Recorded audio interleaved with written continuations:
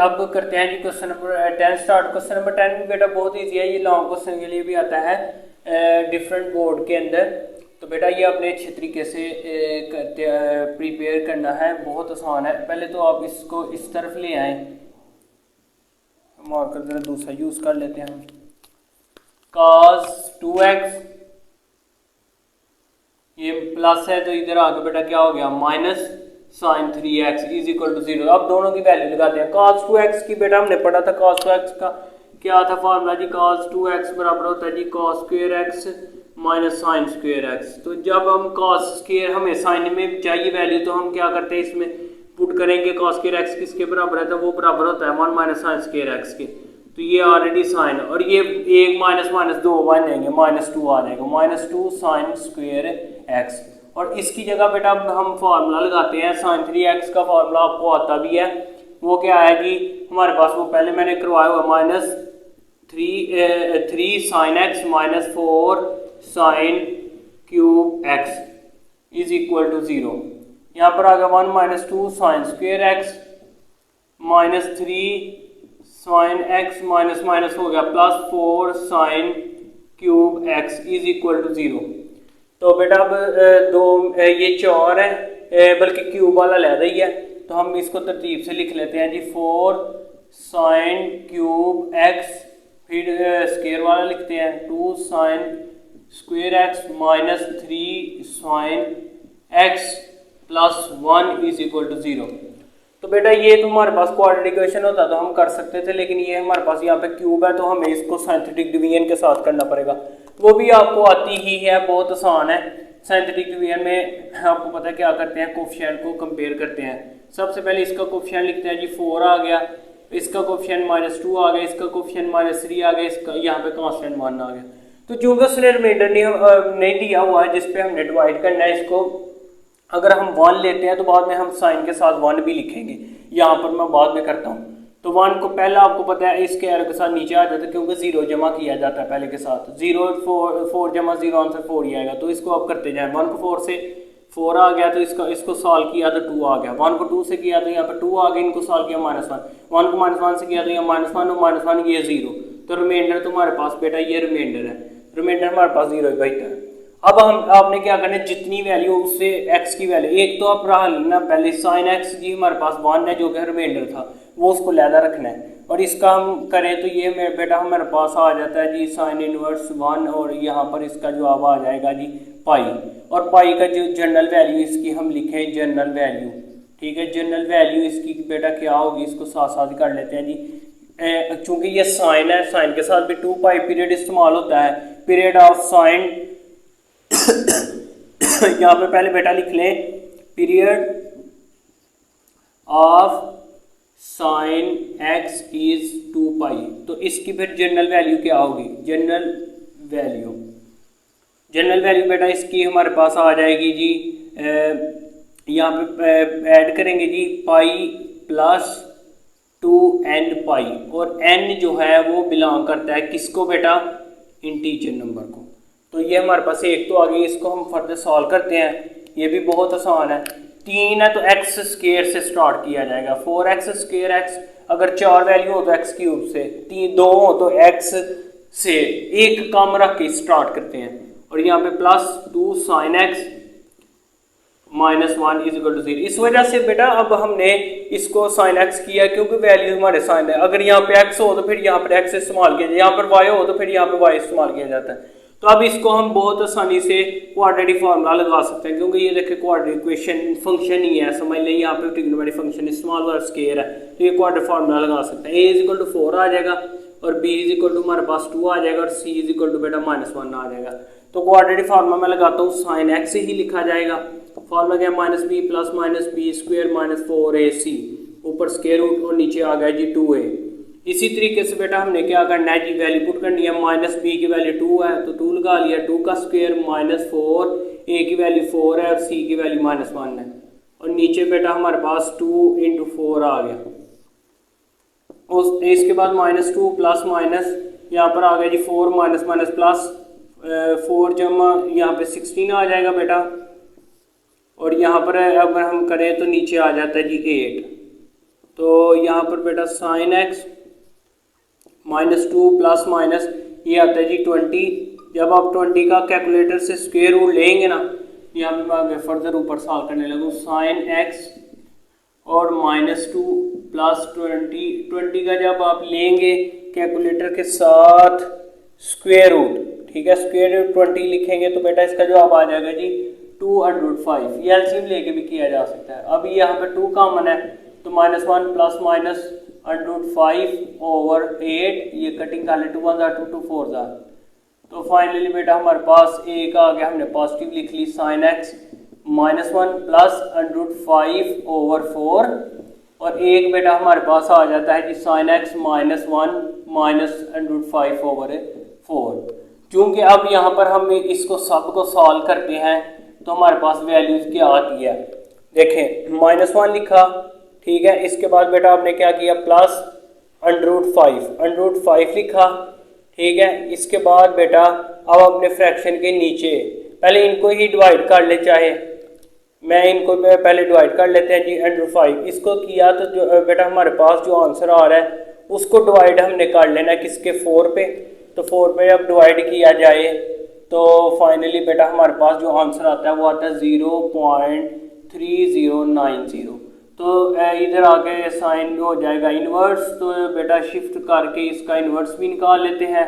तो inverse shift sign inverse, और हमने लिख दिया जी 0.3090। तो ये बेटा हमारे पास आंसर आ रहा है तकरीबन 17.99 आ रहा है, तो इसको हम 18 डिग्री लिखेंगे, ठीक है। इसको जब हम करते हैं किस में, रेडियन फॉर्म में, तो बेटा क्या करेंगे जी, रेडियन फॉर्म में मल्टीप्लाई π/180 के साथ करना पड़ता है हमें, तो π/180 के साथ आप कर लें। 18 को जब डिवाइड करेंगे 118 के साथ तो ये आ जाता है, ये π/10 है। इसका जवाब तो हमारा π/10 निकाल है। इसी तरीके से बेटा इसका भी निकालते हैं, ये भी बहुत आसान है। -1 माइनस √5, ठीक हो गया। इसको हमने किया तो जो आंसर आया बेटा उसको हमने डिवाइड करवा देना है किसके 4 पे, तो 4 में बेटा जो डिवाइड किया तो आंसर आ रहा है जी हमारे पास बेटा साइन एक्स का जो आंसर है जी -0.8090। तो ये इधर आगे साइन जो है इन्वर्स बन जाएगा, साइन इन्वर्स -0.8090। इसके बाद बेटा हमारे पास एक्स का जो जवाब आ जाता है शिफ्ट साइन इन्वर्स करके -0.8090। तो इसका बेटा फाइनली ये तकरीबन -54 आ रहा है, -53.9 वो इसी तरीके से इसको बेटा हमने रेडियन में चेंज करना है। तो रेडियन में जब चेंज करते हैं तो क्या आता है ज़रा वो भी कर लेते हैं। यहाँ पर x -54 मल्टीप्लाई π/180 180, तो ये 54 को 180 के साथ डिवाइड किया तो ये बेटा हमारे पास आंसर आ रहा है जी 3 π/180। ये रेफरेंस एंगल है, ये भी रेफरेंस एंगल है, ये हम इकट्ठा यहाँ पे साथ भी लिख सकते थे। तो इसको बेटा मैं रेस कर रहा हूँ आगे से, हम ये हमने ये आपने याद रखना है। ये हमारे पास जो वैल्यू आई थी क्या आई थी जी पाई, हम यहाँ पे लिखते रहने जनरल वैल्यू π+2n पाई, ठीक है, एंड पे हमने लिखनी है। इसके अलावा जो है ना इसको हम रेस करके यहाँ पे करते हैं, ये लॉन्ग क्वेश्चन के लिए ही आता है मोस्टली। अच्छा ये अब इसका रेफरेंस एंगल जी हम यहाँ पे ज़्यादा लिखते हैं जी, रेफरेंस एंगल जो है बेटा, रेफरेंस एंगल यानी x हमारे पास कितना है जी π/10, ये चूंकि साइन का है याद रखना है। यहाँ पर भी जो है जी रेफरेंस एंगल हमारे पास आ रहा है जी, रेफरेंस एंगल, ये भी साइन की ही वैल्यू थी ना, तो यहाँ पर भी जो हमारे पास रेफरेंस एंगल वैसे तो आया क्या है x = 3π/10 आ रहा था 10, तो यहाँ पे 10 आता है। अच्छा ये जो नेगेटिव मैंने इस वजह से नहीं लगाया, हमने ये शो करना है अभी, ये तो हमने रेफरेंस एंगल लिखे है ना, तो अब यहाँ पे हम लिखते हैं क्या, यहाँ पे तो साइन एक्स क्या था पॉजिटिव था, साइन एक्स क्या था पॉजिटिव, तो यहाँ पे लिखेंगे जी sine x is positive in कौन कौन से क्वाड्रेंट पे होता है, first quadrant and second quadrant. ठीक है, फर्स्ट और सेकंड। यहाँ पे जी फर्स्ट के अंदर हम जस्ट क्या लिखते हैं, यहाँ पे मैं बना लेता हूं इन फर्स्ट क्वाड, यहाँ पे लिखते हैं जी इन कौन सा है जी सेकंड। इसके अंदर जस्ट रेफरेंस एंगल इस्तेमाल किया जाता है तो x का जवाब जस्ट वही π/10 आ जाएगा। ठीक है, इसको मैं जनरल वैल्यू के साथ ही अभी लिख लेता हूँ। यहाँ पर इसके बाद यहाँ पर क्या आ जाएगा जी, दूसरे में पाई माइनस रेफरेंस एंगल करना पड़ता है हमें, तो x का जवाब यहाँ पर पाई माइनस रेफरेंस एंगल हमारे पास क्या है जी π/10। π/10 किया तो ये हमारे पास इधर आ गया जी 10 पाई माइनस π/10, तो बेटा इसका जो जवाब है वो आ गया जी 9 π/10। ठीक हो गया, ये हमारे पास दो आंसर आ चुके हैं। अब यहाँ से भी हमने दो आंसर निकाल लेने हैं, तो फिर इसको जनरल वैल्यू के साथ यहाँ पे साथ साथ हम जनरल वैल्यू के साथ भी लिख लेते हैं। जनरल वैल्यू बेटा आपने याद रखना है कि यहाँ पर इसको पहले सॉल्व कर लें फिर इकट्ठे जनरल वैल्यू लिखते हैं ताकि आपको अच्छे तरीके समझ आ जाए। ये भी हमने लिखा था, यहाँ पर साइन नेगेटिव है तो यहाँ पे लिखेंगे जी sine x is negative in कौन कौन से क्वाड्रेंट पे नेगेटिव है, third quadrant and fourth. Third quadrant and fourth quadrant, इन यहां पे लिखेंगे जी थर्ड, यहां पे आ जाएगा जी फोर्थ। थर्ड के अंदर क्या है, यहाँ पे मैं मार्कर का दूसरा यूज कर लेता हूँ आपको अच्छे तरीके समझ आ जाए। थर्ड क्वाड्रेंट के अंदर क्या होता है जी, एक्स जो है वहां पर होता है जी pi plus reference angle, pi plus reference angle. तो यहाँ पे बेटा पाई प्लस रेफरेंस एंगल हमारे पास क्या आया हुआ है, तो बेटा हमारे पास इसका रेफरेंस एंगल आया हुआ है पाई प्लस रेफरेंस एंगल, तो पाई रेफरेंस एंगल ये है 3π/10, 3π/10। तो इसको जब करेंगे तो 10 पाई प्लस 3 पाई, इसको इसके साथ इसको इसके साथ नीचे आ गया जी 10, और जो अब आ गया जी 13π/10। इसी तरीके से यहाँ पर भी हम निकाल लेते हैं। यहाँ पे x ये कौन सा क्वाड्रेंट है, 2 पाई माइनस रेफरेंस एंगल आएगा क्योंकि चौथा क्वाड्रेंट में साथ लिखा हुआ है, चेक कर लिया करें। x यहाँ पर बेटा क्या आ जाएगा जी 2 पाई माइनस रेफरेंस एंगल हमारे पास 3π/10 है, 3π/10। तो करें जी क्रॉस मल्टीप्लाई इस तरह 20 पाई माइनस 3π/10, तो यहाँ पर बेटा हमारे पास आ रहा है जी 17π/10। ठीक है, इसके बाद बेटा अब बेटा मैं सबके साथ जनरल वैल्यू लिखने लगा हूँ। इसका जो हमारे पास जो साइन का यूज हुआ है तो उसका पीरियड मैं लिख लेता हूँ जी, पीरियड ऑफ साइन एक्स यहाँ पे भी लिख लेते हैं जी, यहाँ पे पहले लिख लेते हैं period of sine x is 2 पाई, तो इसके साथ 2n पाई हम लिखेंगे, n जो है वो आपको पता क्या होगा। इसके साथ जनरल वैल्यू यहाँ पे लिख लें जी, जनरल वैल्यू, जनरल वैल्यू बेटा हमारे पास यहाँ पर इसके साथ आएगी जी 13π/10 प्लस 2n पाई। ठीक हो गया, इसके साथ बेटा हमारे पास आएगी जी 17π/10 और प्लस 2n पाई। इसी तरीके से यहाँ पर बेटा हमारे पास आ जाएगी जी π/10 जमा 2n पाई। इसी तरीके से बेटा इसके साथ आ जाएगी जी 9π/10 और प्लस 2n पाई। ठीक है, 2 पाई इस वजह से आ रहा है, आपको पता है पीरियड इसका ये है।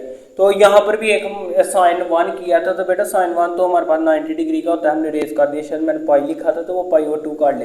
अब 1 2 3 4 5 आंसर अब सोल्यूशन सेट में लिखने लगा हूँ, जरा ध्यान से देख लें सब के आंसर इसके अंदर ऐड करें। यहाँ पे लिखे जी π/2, ठीक है, प्लस 2n पाई, फिर इसके बाद यूनियन डालना है हमने, चूंकि यूनियन डाल के हम लिखते हैं, फिर ये वाला लिखते हैं जी, जो सा मर्जी लिख ले, लिखने सारे हैं π/10 प्लस 2n पाई, फिर यूनियन। तीसरा आंसर है जी ये वाला 9π/10, 9π/10 लिख दिया प्लस 2n पाई, फिर यूनियन डाल के बेटा आगे हमने 13π/10 लिखना है, 13π/10 लिख दिया प्लस 2n पाई। इसी तरीके से बेटा फिर यूनिट डाल के लास्ट वन हमारे पास है 17 पाई/10, 17 पाई/10 प्लस 2n पाई।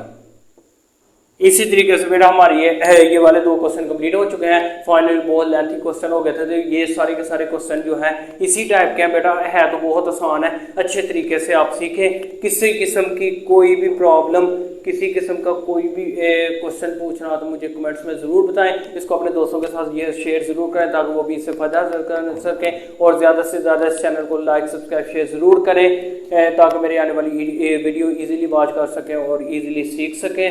दुआ में याद रखें। अल्लाह हाफिज़।